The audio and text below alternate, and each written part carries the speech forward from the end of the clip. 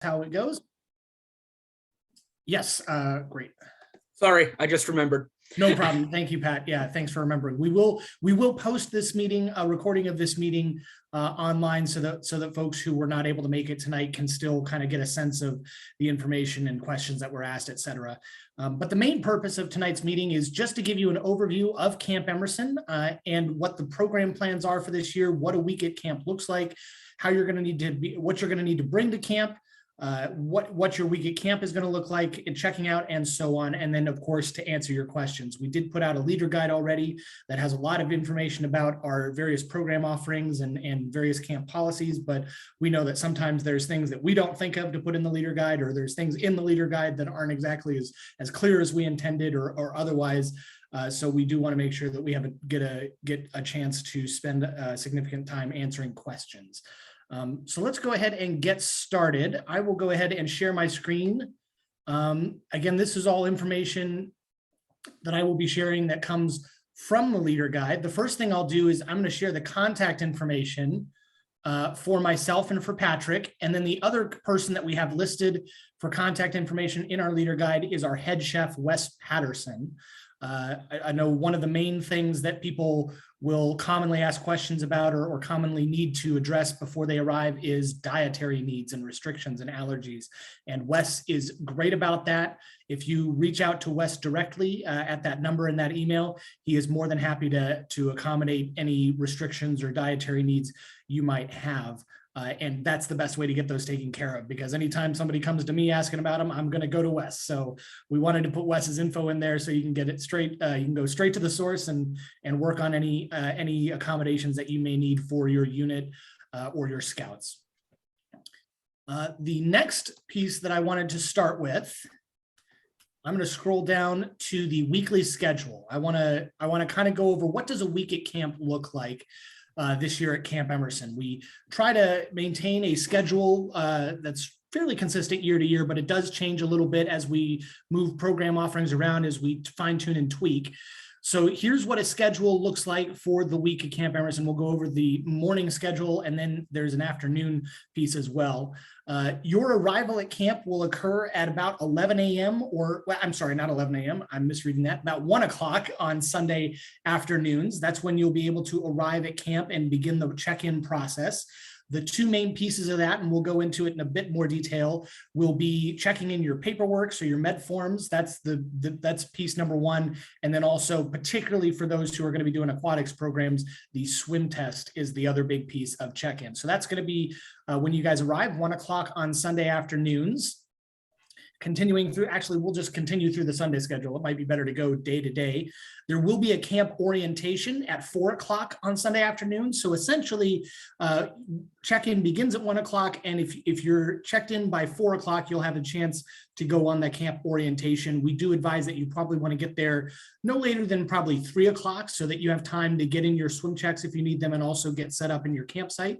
And you can also benefit from the camp orientation, which is really just a little bit of an overview of some of the key policies of the camp, and you get to get a sense of where things are at. So that could be very helpful, especially if it's your first time at Camp Emerson.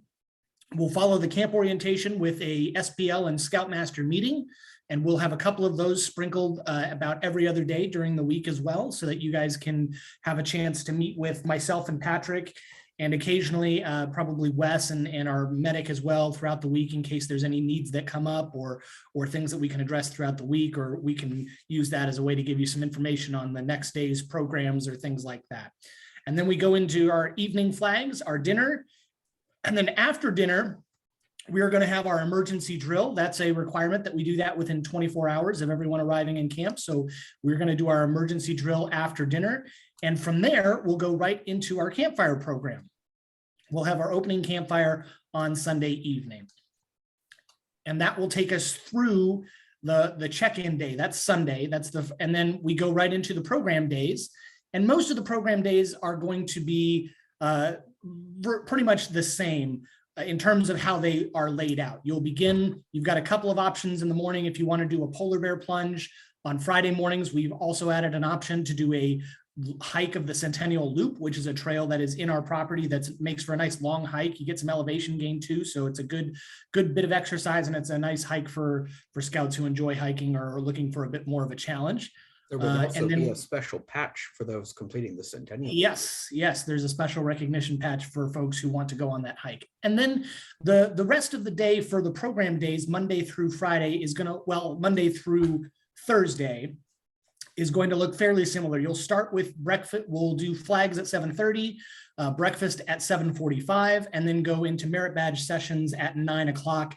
We'll have 2 merit badge sessions. We've got longer sessions in the morning to help accommodate some of our programs like climbing that benefit from having the extra time. And then we'll do lunch at about 12:30. The areas will close at noon, so you'll have a little bit of a break between when program ends and lunch begins. And then we'll go into afternoon program at 1:45, and there'll be an additional pair of merit badge sessions at 1:45, 2:45, and then we go into open program. And that basically repeats on Tuesday, Wednesday, and Thursday as well. On Tuesday and Thursday, we have SPL meetings at 4:30. Scoutmaster SPL meetings are going to be at 4:30 every time they happen. And again, they happen Sunday, Tuesday, Thursday. So every other day, beginning with the check-in day.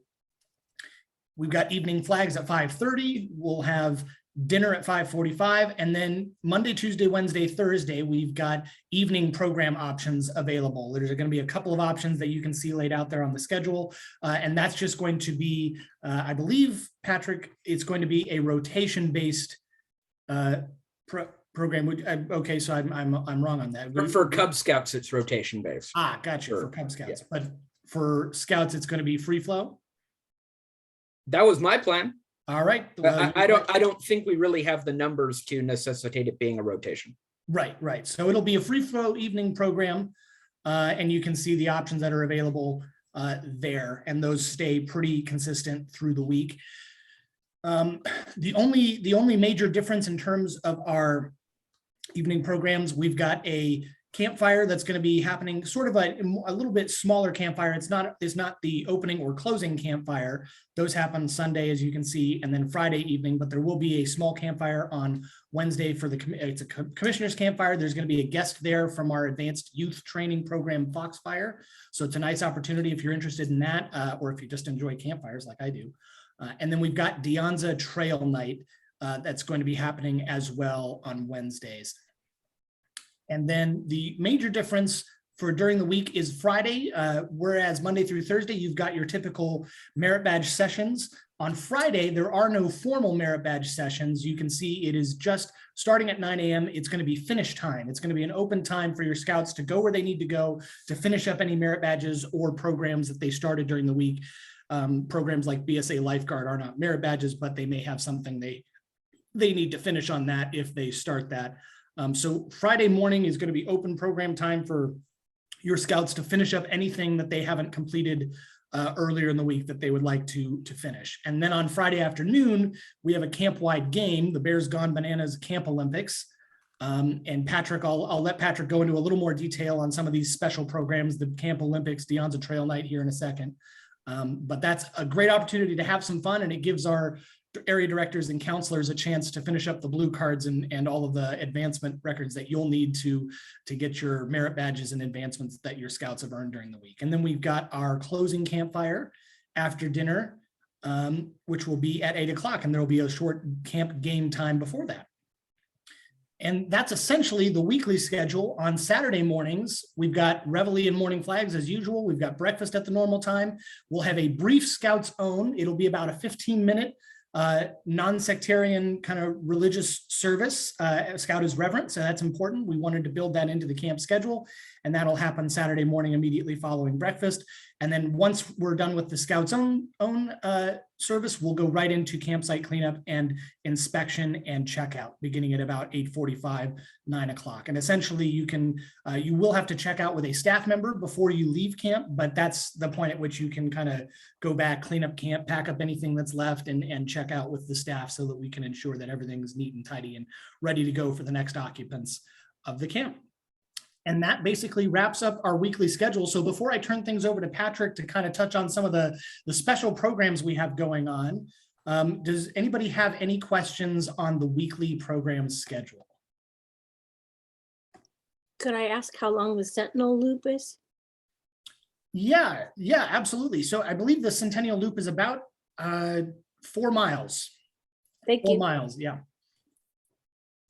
And it is a loop, so we do start it early in the morning. The plan is for the hikers who do the Centennial Loop to be back in time for breakfast. They'll go out with a snack. We're going to work with our chef to make sure they can have a snack to take with them on the trail, but they will be back in time for breakfast. So they don't have to worry about choosing between a hike and the meal, or having to pack their own meal that morning. Do you know what kind of elevation gain they have on that hike? I don't exactly. It's not a massive elevation gain, but there are uphill points of it. We're going to start it in the lower area of camp, kind of around the nature lodge, and there is the hill. Our camp is mainly built up on a hill, and that is a fairly steep hill. So it will be an uphill portion right at the start, and uphill through the loop. But it's not going to be. It's going to be, I'd say, an intermediate hike. If you're looking for, is this suitable for beginner hikers, intermediate hikers, advanced hikers? It's probably intermediate at least, because if you've got a really young scout or one who hasn't hiked a lot before, it could be a little bit physically intense for them. But you can kind of gauge that. If it's a scout who's pretty good about hiking or pretty physically in good shape, they might still be able to handle it all right. And you'll Jordan, actually, how about, oh, sorry, Steve. oh, no problem. How about our medical forms? You kind of want those like you did last year, kind of in a book with the A, B, and C forms and all that? Yes, yeah. And we can Okay. touch on the check-in process a little more specifically, but yes, the medical forms are going to be checked in by our medic on Sundays when you arrive in camp. And it's very important that we do have a med form for every adult and youth who is going to be with you at camp that week. If it's an adult who isn't in camp yet, but is coming up to camp maybe midweek to take over for another adult or to join the unit midweek, please make sure you also have their med form when you check in as well. If there's somebody who's going to be at camp for 72 hours or longer, they're going to need to have a medical form with part C filled out. And if they're in camp at all, they're going to need parts A and B. If it's under 72 hours, we can just do parts A and B. So if you've got somebody who's coming up maybe for a type of thing where it's Friday, Saturday, and they're coming up to help, maybe you guys check out, we still want to have a med form on file for them for when they arrive and are in camp, but they only have to have the part C filled out if they're in camp for 72 hours or more. So And then about we half can, the week. Oh, I'm okay. sorry. No, Go ahead, no Phil. worries. I'm just, yeah, I got that. How about the swim? Can we do the pre-qual on the swim before they get there also? Yes. So the swim checks are offered during the check-in process at camp. So that's not something you need to worry about if you don't want to, but for troops like Steve or other folks who like to get things done ahead of time, we do include a form with our leader guide in the Okay, appendix gotcha. that allows you and gives you directions on how to complete swim checks for your unit if you'd like to do them on your own ahead of time. You still have to make sure you have the right supervision for those swim checks. It can't just be a scoutmaster goes out and has the Right. boys or girls jump in the water and swim. They do have to have the safe swim defense Right.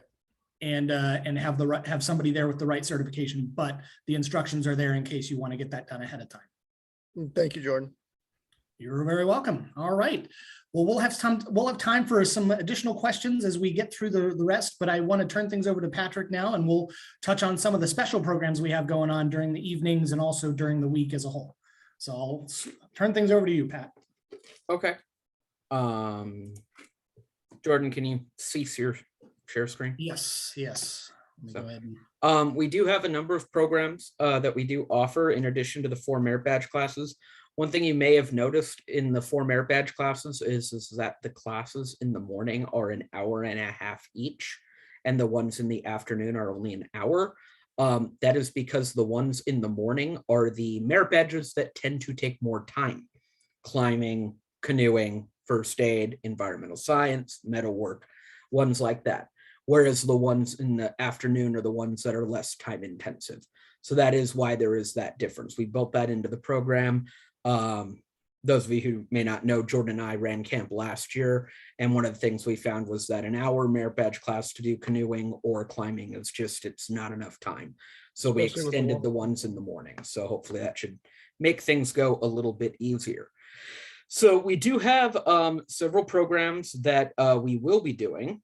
that I do want to talk about. The first one is the De Anza Trail Night, which is on Wednesday. Go back. That's not the, sorry, technical problems. I picked up the wrong thing. There we go. Okay. Wait, this isn't, okay, this isn't working for me. Okay, it's being difficult. So anyway, the De Anza Trail Night is our Wednesday night program. It is a extra cost overnighter. It's a special program. It's something we're starting new. It's $25. We will need you to sign up your youth before you get here. And that's because we have to buy food and stuff for them. So what it is that they go up to a back area of camp called the Fort. And we have the folks from the Foxfire program, which is one of our advanced trainings that kind of has a mountain man theme to it. And we get them back there. There's a tomahawk throw challenge. They're going to eat their dinner back there, and they're going to get to sleep under the stars back at the fort. It should be a lot of fun. It should be a fun and different outing for them to do. But the main thing there is that you do have to sign up before we go. On Thursday night, for those scouts that you guys have that are doing the astronomy or the wilderness survival merit badges, Thursday night is the overnight night. So if you have a scout that is planning on taking astronomy or wilderness survival, do make sure that they have a sleeping bag and an appropriate ground cloth so that when they're out there, they can make themselves into a little burrito while they go to sleep. We will also be having folks from the Riverside Astronomical Society out with some nice telescopes to help out with the astronomy stuff. The polar bear plunge is every weekday morning. That's going to be at 6 a.m. at the pool.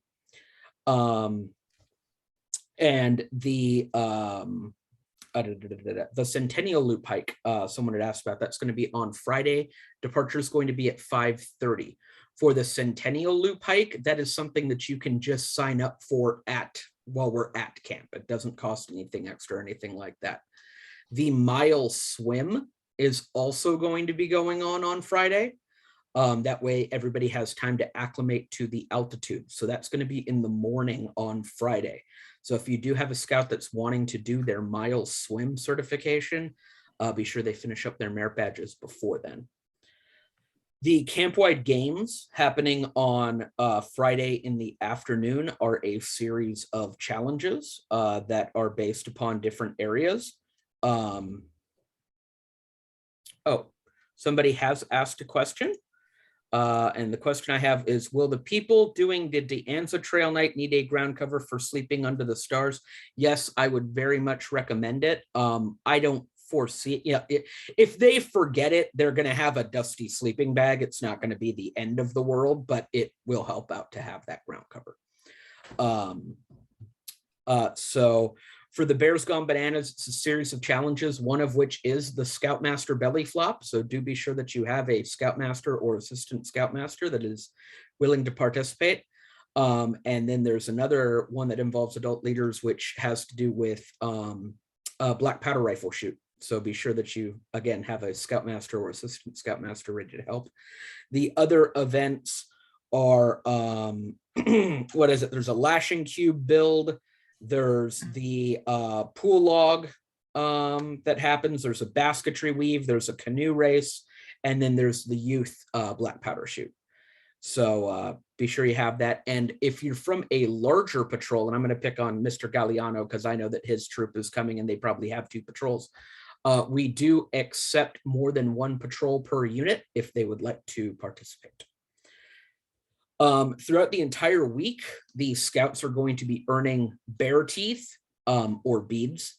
Every program area has their own particular kind of bead. So there's kind of that Pokemon gotta catch them all mentality. And at the end of the week, Jordan, myself, the camp commissioner, and the ranger will come together and we will decide which unit has valiantly done their duty and everything like that, so they can be awarded the bear. And we have a small bear that the winning troop will be given, that they can have and love and hopefully bring back to Emerson next year to defend. So, and that's kind of the highlights about the program. So does anyone have any program specific questions that I could help answer? Okay. I don't see any questions at the moment. Don't be shy. Take yourself off mute. Go for it. I do have one question on the Trail to First Class part of the sessions. That's only one session. That is the one session, but we will also be doing Trail to First Class if they want to pop in during open program. We will have people there that can help them out with more Trail to First Class stuff. Gotcha. Thank you. And Patrick, when do we sign up? When do the kids sign up for merit badges? Is that when we register to go? Yes, when you register, you'll get an email from Double Knot with a registration link, and I would distribute those to the scouts that you have that have signed up, or rather the scouts' parents, so that they can then sign up for the merit badges. Have some people gotten the registration link yet? Okay, a couple hands going up. Good. I have a question. So I heard you refer to, so is there a pool and a lake or just a pool? There is a pool and a lake. And So where's the swim test given? the swim test is given at the pool. Okay, I see you're from Woolack. As someone who worked at Whitson at one time, we don't do the swim tests in the lake, so we don't have to worry about that. The lake it's there for now. okay. By the end of summer, and I see a lot of CIEC people kind of nodding their head. In the event that there is no water in the lake for canoeing, we will let you guys know as soon as we can. And what does the swim test look like? Is it like you jump in and you have to do like 3 lengths like Whitsett, or is it different? It follows the BSA swim test. That is something that our aquatics director takes care of. Okay, I I think it was 5 laps last time. Is it 5? Okay. Yeah, Okay. it's 5. Yeah. well, it'll be easier not in cold water, I'm sure. This is true. Yes. This is true. Yeah, as Bob Casada mentions, the pool is heated, so it will not be freezing. Mr. Rotner, I see that you have a question. Yes, the 3 citizenship merit badges that you offer, Yes. are they pretty intensive? Those are actually going to be taught by me, Okay. as someone who used to be a history teacher. They will cover all of the material. There are no freebies in the citizenship classes. Okay, so I have 2 kids that have IEPs, and they kind of struggle in school a little bit. You think they're going to be able to handle all 3, or that's way too daunting for that? I worked in special education student programs for 8 years with the Riverside County Office of Education. Okay, To you, it's nothing I haven't seen before. We'll make it work. okay, great, I appreciate that. Okay. Philip Crispino. Oh, never mind. It's not a hand raise. It's a clap. Okay. Any other program related questions? One thing that I did want to bring up, and Pat, you can jump in on this too, is we're really excited. We've got a couple of adult specific programs that we're offering this year that are brand new, something to help keep your adult leaders engaged and give them something fun to do while the kids are doing merit badges and other programs. So one is going to be the napping merit badge, which if you're like me, that's something that is more and more valuable. The older I get, the more I wish I could nap all the time. But if you would like to perfect the art of napping, the napping merit badge will be offered, and you can practice and really hone your skills there. And we will also have a Scoutmaster golf game going during the week. We'll have some holes set up around the camp, and Scoutmasters can create their own club and swing away at the holes, and whoever can get the top score at the end will take home bragging rights and maybe another recognition. Chris LaPresse has asked in chat, besides merit badges and Deanne's night, anything else that must be signed up before camp, other than actually signing up to go to camp? No, those are the only things that need to be signed up before. Bryce Brown asked, I only have 2 scouts going from our troop. When will they find out who they will be with, and will they be in the same patrol? Bryce, we will keep all of our provisional scouts within the same unit. We'll keep them together. As for when we'll find out when they'll find out what unit they'll be with, it will probably be closer to when they arrive. I know Jordan and I try to be on the ball with planning on which units are with which, but we'll at the very least keep them together. So, David. So I have one more question on the 3 citizenship merit badges. Is there anything they should do beforehand before they come to camp?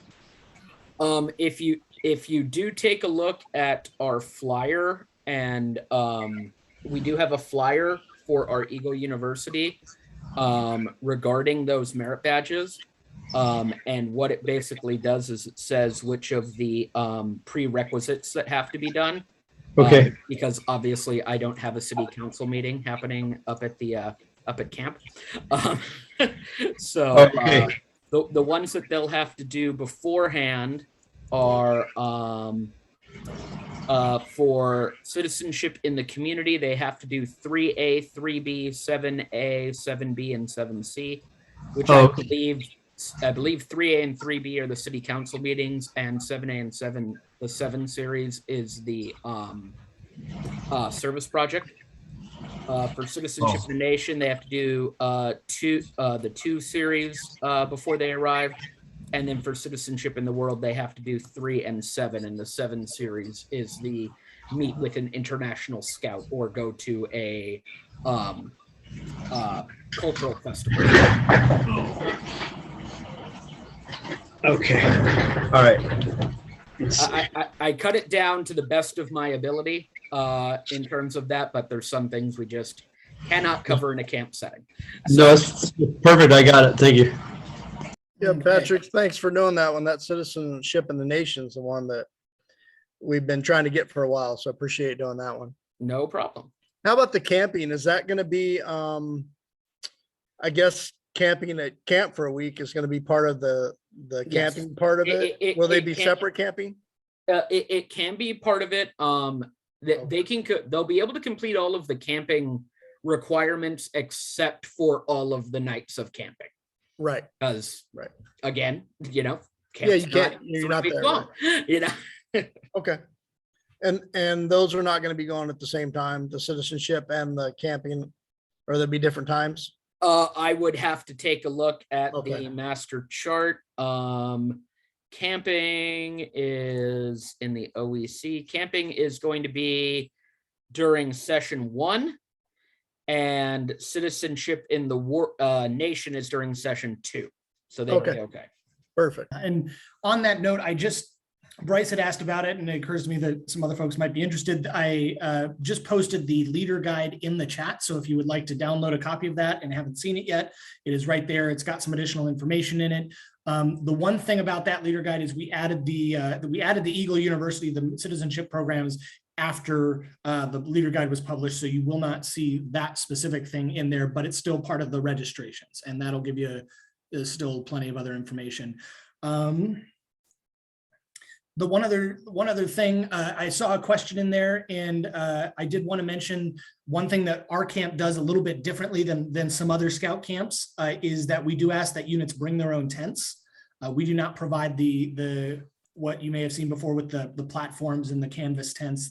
We don't have those set up at our camp. So you have the flexibility to bring your own tents. And so please make sure that you're planning on that and communicating that because we might have a spare tent or 2 just in case, but they won't be great and they won't be widely available. So if your entire troop shows up and without tents, you might be a little out of luck. The other thing that I'll add, I saw a question in the chat about how's the cell phone reception. And cell phone reception is generally pretty good. It's not bad. Generally, it's better in the lower area of camp. The camp that we have is right in the town of Idlewild, California. You basically go right from, we're literally across the fence from a residential area. both our parking lot and our dining hall, you'll be able to see many houses around you. So cell phone reception is best at the lower areas of camp as you go up the hill, and as you hit the fort and the tower and everything, cell phone reception gets a little spottier. But we also provide, I know a big question, we do have Wi-Fi down at our main lodge. We will have Wi-Fi access specifically for adults and leaders. It won't be for the campers or for the youth. We keep it specifically for Patrick and I so that we can do some of our work, and then and we make it available to adult leaders as part of our adult leader lounge area in the lodge. So that's also available for those who are interested in it or may need it, because we did have some adult leaders last year who liked to take advantage of it to do some remote work here and there. So that option is available for any adult that would like it or need it. And yes, Bryce, another great follow-up question to that is what the phone policy is for camp.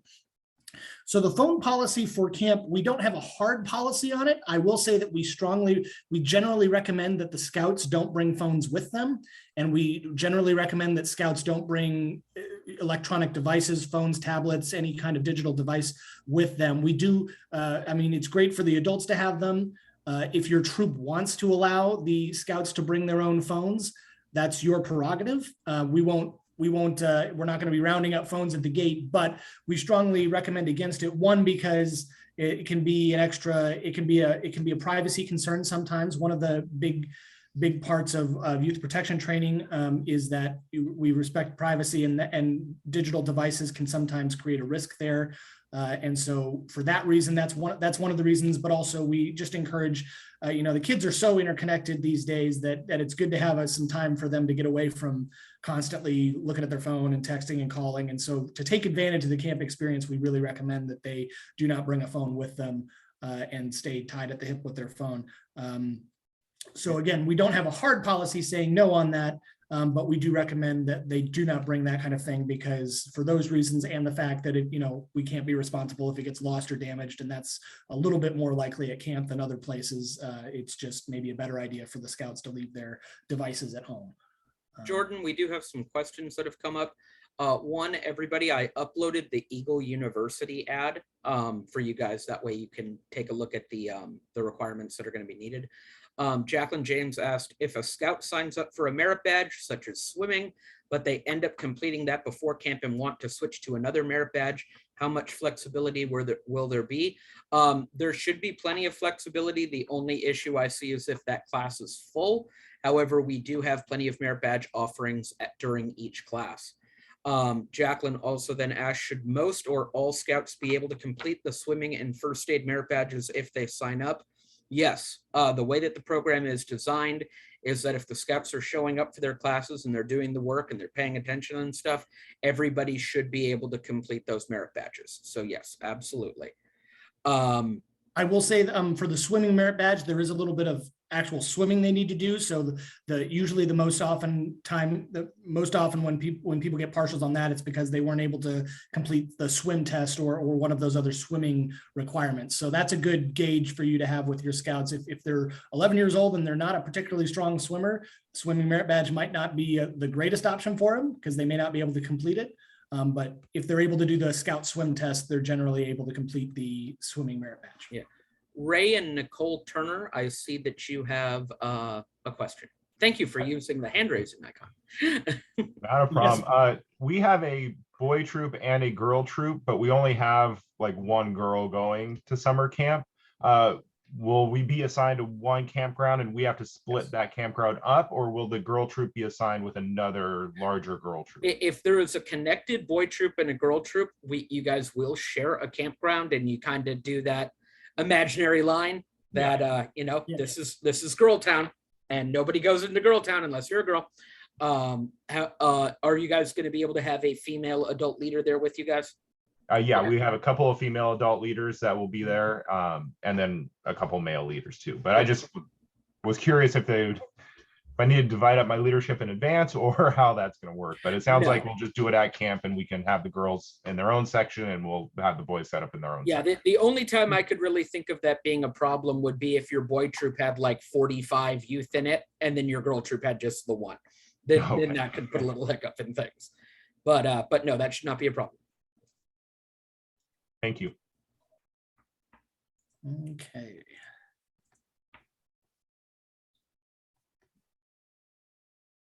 All right. Any other questions at the moment? We've kind of covered the major hits on the camp schedule and the programs. And I think we touched on check-in a little bit, and the checkout is pretty straightforward. As I mentioned, it's essentially you clean up your campsite, and when you arrive in camp, each campsite will have an assigned staff member that's sort of your troop friend or your troop guide for the week. They're there to kind of visit you occasionally in the evenings, check in on you, make sure things are going okay, give you a way to, interact with the staff. And also at the end of the week, they'll be there to, do an inspection of your site to help you check out at the end of the week. We do have a question, Jordan. If a scout takes swimming in session 3 and wilderness survival in session 4, how much time will they have between those 2 sessions? And are they going to be very far apart? We have built in 15-minute gaps between the various sessions. Let me just make sure that that is reflective on the thing, on the schedule. Yes, it is. We've built in 15-minute gaps into the schedule. So for example, session 3 officially ends at 2:30, I believe. Let me just double check. Yeah, session 3 officially ends at 3 o'clock. Okay. But session 4 does not start until 3:15. Now, in the case of swimming and the tower, are those very far apart? You could make it in 15 minutes. I would say that's a pretty steep hike though, because the tower is at the top of the hill and swimming the pool is just a little ways up the hill. So you're going to be hoofing most of the hill to get from the swimming pool to the climbing tower. It's definitely doable. And what I will say is that if you do have a scout in that boat, just inform the Wilderness Survival Merit Badge counselor that, hey, I'm coming up from the pool, and they will be understanding about the situation if they're 2, 3, 5 minutes late. If they're not understanding about the situation, let me know, and I'll make sure they're understanding about the situation. Mr. Kazada, you have a question. It'll take about 10 minutes to walk from the pool or the lake to the climbing tower. Yeah. And it's uphill. Mm-hmm. So please, the scouts need to be aware of that.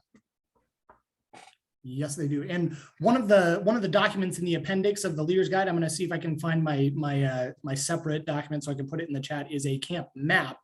And the map doesn't really reflect the elevation, but generally speaking, the lower, closer to the bottom the place is, the further down the hill it is. So as you move up to the top of the map, you're going uphill is generally the way to look at it. And if you look at that map, you'll see that the pool is kind of just above the lowest area of camp, and then the tower is further up closer to the top of the map. So you're gaining quite a bit of elevation there, and that generally holds true for the map as a whole. Luis and Teresa, I saw that you guys had your hand up temporarily. Did you have a question? Actually, I did. It was about responsibilities amongst the troops for the mess hall, for the porta potties. How does that work? For Erie, Emerson and stuff. I think that's a great question, Jordan. That's a great question. And I will say that generally our intention for the first Scoutmaster SPL meeting on Sunday afternoon is we will start to have volunteers and have patrols signed up for general camp duties like that to help clean up after meals, and in particular to check and clean the restrooms periodically as well. So those are the 2 main things. We'll also have volunteers that can sign up for flag ceremonies, which is a great option, especially if you've got scouts who need to do that for rank advancement, but it's a great thing to be able to do. So we'll have some basic kind of camp duties that we'll farm out with a duty roster at our first SPL Scoutmaster meeting on Sunday afternoon. The other thing that's going to happen is that the troops are going to have to start planning their skits and songs for the Friday campfire. David, I see you have a hand up, sir. I have a question again on the pre-swim test. Who is able to certify to that prior to camp, and what would you need to show that they've done that?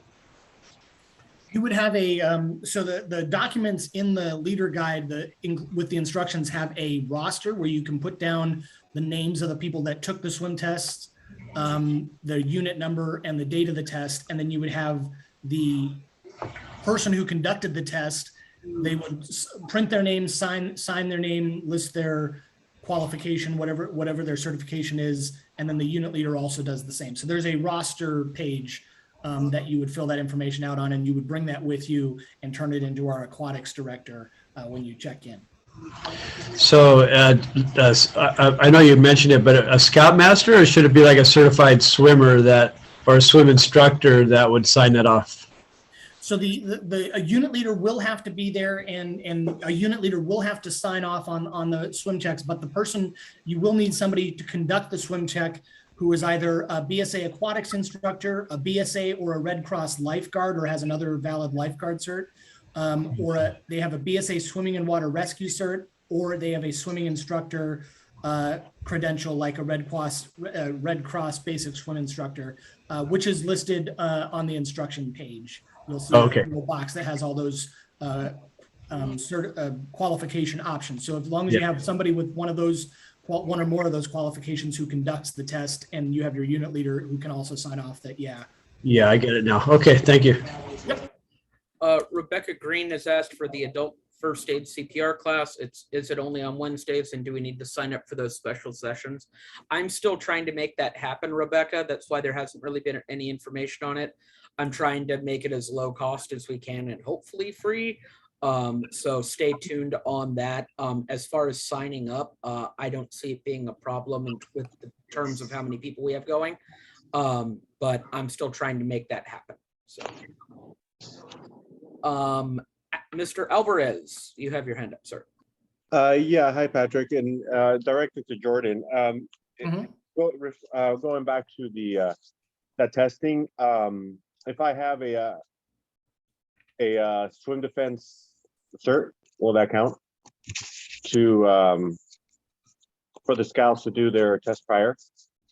I don't believe Safe Swim Defense does it. I think it has to be the swimming and water safety. Okay, or a swimming merit badge counselor, neither. Correct. A swimming merit badge counselor is not enough, but generally speaking, I would ask a swimming merit badge counselor, because if they're a counselor for that bad, there's a decent to good chance that they have one of the other certs that will work for it. Well, I am. That's why I asked, to see if I can get our troop squared away before they head down there. And Gotcha. I'll check on the safe swim defense cert with our aquatics director. She also is the person who is our director at camp, is also kind of our aquatics person for our council. So she's very knowledgeable and tied in with that stuff. And so I will send her a text right now to follow up on that for you.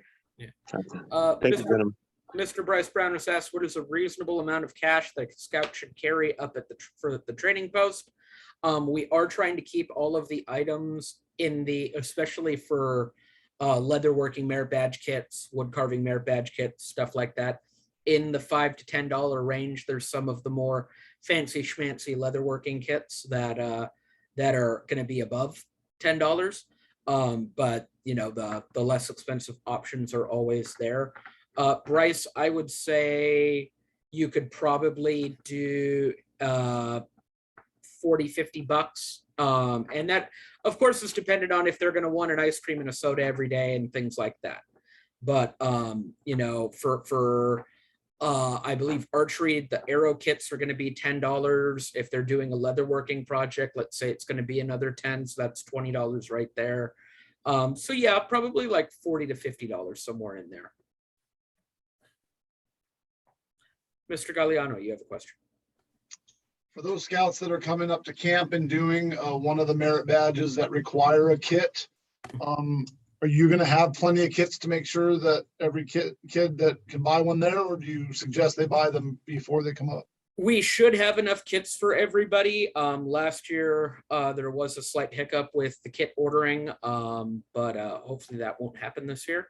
I believe I've ordered enough for everything, and I am planning on making a mid-camp order. So there should be plenty of items for them to use. Now, that being said, there will be enough leatherworking kits. There may not be the one that your particular child wants, but there will be enough kits up there. Quick question, because it keeps coming up, the swimming, doing it in advance. Is there much advantage to doing that, or is it just they get a little bit more free time? It's a time saver. It's a time saver, yeah. The big advantage is you won't need to worry about it when you check in, so it might give you a little more time in your campsite to set up camp or just relax. Generally, the biggest time suck during check-in is getting everybody through a swim check. So that'll just save you a little bit of time and stress probably. Yeah.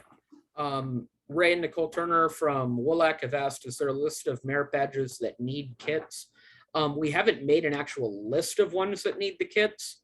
Really what you're looking for are the handicrafts. So basketry, leatherwork, and wood carving will need kits, as will archery because they have to make an arrow.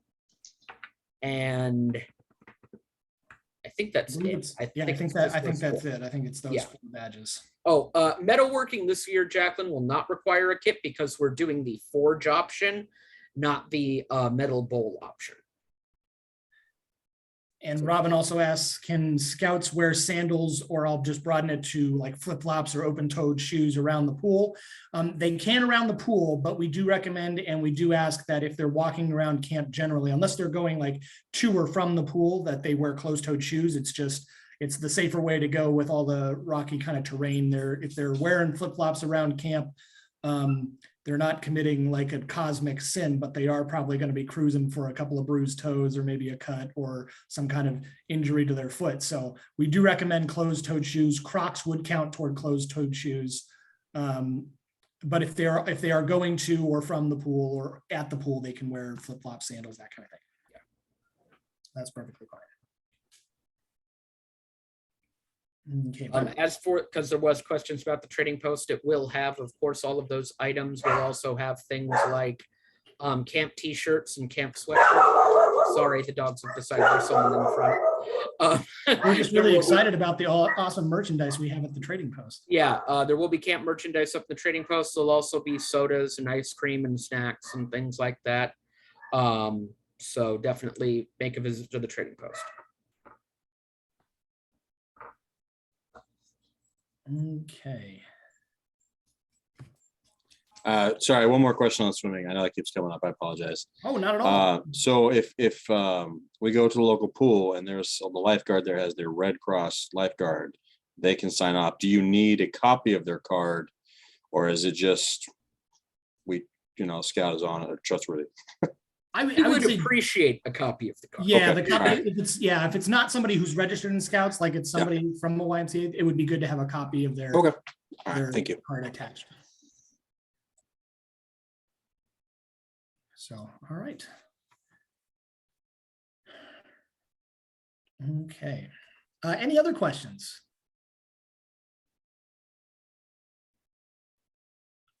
All right.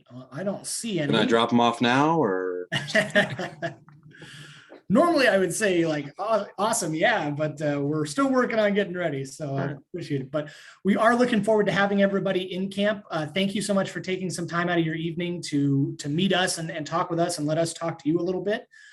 Please reach out. Our information is in. I'll throw my contact information. It's in the leader guide, as is Patrick's, but I'll just put mine in the chat as well real quick. And looks like Ross has a final question for us before we leave for the evening. So we'll go to you real quick here, Ross. Okay, one last question. Service projects. Will you guys have a list of stuff that could be done around the camp? Because the scouts get bored, and when they start getting bored, we put them to work. If you ever end up in a situation where you have bored scouts that are causing mischief, let one of us know. And I'm sure that Ranger Allen has a burn pile that has to be taken from here to there or something along those lines, and we will get that taken care of. Okay. Yep. If your unit's interested in the service project, we can connect you with Ranger Allen, and we'll make sure that we can take care of that early in the week, so we get you guys something you can help out with, because he can always use an extra hand, and there's plenty to get done during the summer. And Patrick, are there any extra fees for the shooting sports, for rifle or shotgun or any of those? Negative. How far is parking from camp, more or less? That is a great question, and it also brings up something. There is a main lot that is down in sort of the main area of camp, and the lot is right next to the main field area where we assemble for flags, and it's close to the lodge. But to get to your campsites, you will have to go down a pretty wide trail. It's really a road, and then there'll be a bridge, and there'll be all the sites will be on the other side of a creek. We do allow, I believe it's 1 vehicle per unit to help get actually, I'll check on that.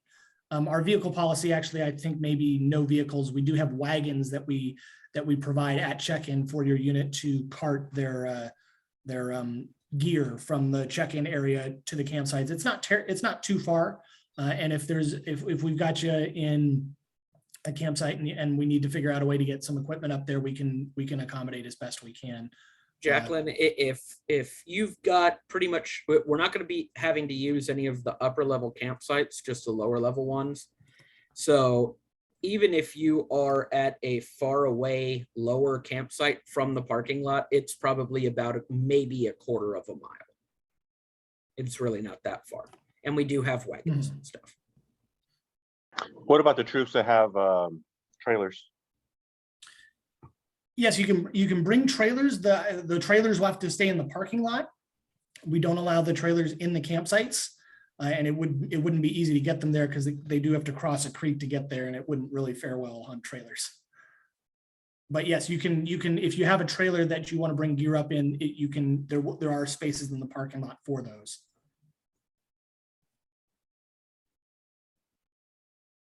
A word about transportation, because it did come up last year. If you do have somebody that has some sort of medical necessity that makes it very difficult to get up and down the hill, please let me or Jordan know. We had a gentleman last year who made it all the way to Wednesday before he came over to us. He was an older gentleman, and he said, "I need some help getting up the hill. I have COPD." And we're just like, how have you made it up the hill at this point? So if you do have somebody in that boat, please let us know. We will be more than happy to make sure that you get up and down the hill safely.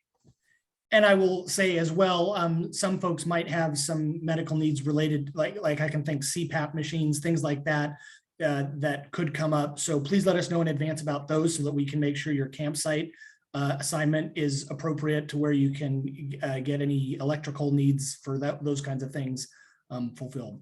Bikes, good question. And I don't believe we allow bikes in camp currently. Correct. Unfortunately, that's an erosion issue with the trails. Yeah. So, Rebecca Green, Gateway, can the equipment for those be brought, or should we leave those home? I would recommend for gateways and stuff, I would just leave that at home. I don't think it's needed. They're going to have lots of time to, build tripods and stuff up at the OEC, what I will say is I would highly recommend, we do have flag stands up at the dining hall. So if you would like to bring your troop flag and your patrol flags, I think that would be fantastic. We really want to have a lot of scout spirit. More scout spirit means more beads. So definitely come with those, but I don't think you need to bring a whole gateway setup or anything like that. Okay, all right. And Brian, we'll wrap up with Brian's question here. I just want to make sure that Patrick discouraged someone from showing scout spirit and putting up a gateway. Just for the record. Well, it's recorded now. I mean, yeah, it's all over. So gotcha. All right. Well, we're about 8 o'clock here. So I added my in the chat my email and phone number, and it is also in the leader guide that was shared. And so I'm sure Patrick's information is also there, as is our head chefs, as I mentioned. But please let us know if you have any questions that do come up from either you or somebody in your unit that's going to camp with you, and you need to get some answers for them. Please let us know. We're more than happy to answer any questions. And if we don't know the answer, we'll find it for you. We do want to make sure your trip to Camp Emerson is as smooth and enjoyable as possible. And part of that is making sure that you guys are as prepared as you feel you need to be or can be. And so please reach out if there's any information that you need, even if it's to get some additional documents. If you need us to send you an extra copy of the leader guide or any of the other documents we've shared, a camp map or the Eagle University, those kinds of things, we're happy to do as well. But thank you so much. Patrick and I are really looking forward to seeing everybody up at camp this year. Both of us have been on camp staff in the past, and I can't speak for Patrick, but I know it was a highlight of my scouting career was being on camp staff for many, many summers. And so it's always a highlight when I get to go back to summer camp, and I'm very excited to do that again this year. So we're really excited that you'll all be joining us up there. It should be a lot of fun. And we're here to help you and make sure that your experience at Emerson is the best it can possibly be. So don't hesitate to reach out to us. We appreciate your time this evening, and we'll leave it there. Have a great evening, everyone. Thanks so much. Thank you.